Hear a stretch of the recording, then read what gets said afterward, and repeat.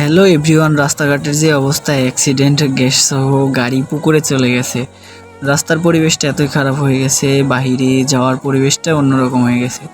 তবুও যেতে হবে, বোনের শ্বশুর বাড়ি বলে কথা, সিরাজগঞ্জ। সো বের হয়েছি। আকাশের ওয়েদারটা অনেক সুন্দর, গ্রামের রিক্সা চলাফেরাটা অনেক সুন্দর লাগে। এখান থেকে ট্রেনের ভিতরে ঢুকে বাইরের একটা ওয়েদার নিলাম। তো খুব একটা ওয়েদার মোটামুটি সুন্দর না, পরিবেশটা নিত্য নতুন। ট্রেনের ভিতরে অনেক যাত্রী অনেক কম। আর এই যে আমার বোনের বাবুটা এত দুষ্টু, এত ফাজিল, মানে ভদ্র হয়ে বসে আছে। আর বাহিরের ওয়েদারটা তো না বললেই না, আর ট্রেনের ভিতরের ওয়েদারটা আরও অনেক সুন্দর। তো পরিবেশটা নিত্য নতুন লাগছে আমার কাছে, যেহেতু ঘুরছি, এর আগেও গেছি, ভালো লাগছে আমার কাছে, সুন্দর পরিবেশ।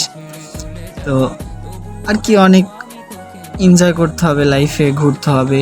একটা কথা আছে, লাইফে ঘোরার মতো মজা বাইরের ওয়েদারটা না কেউ যদি গ্রহণ করে, সে কখনো বাইরের ওয়েদারটা ফিল পাবে না।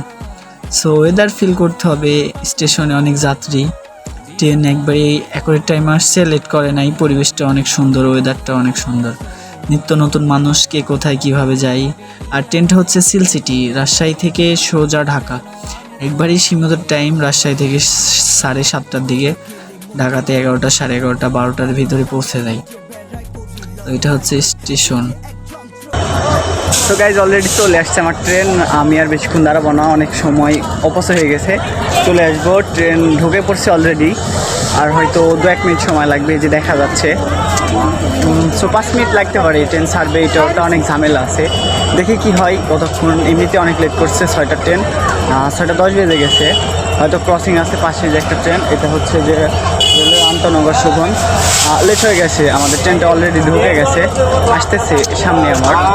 তো দেখি কতক্ষণ কি করে। তো পরের পার্ট পরে থাকবে। সবাই ভালো থেকো, বাই।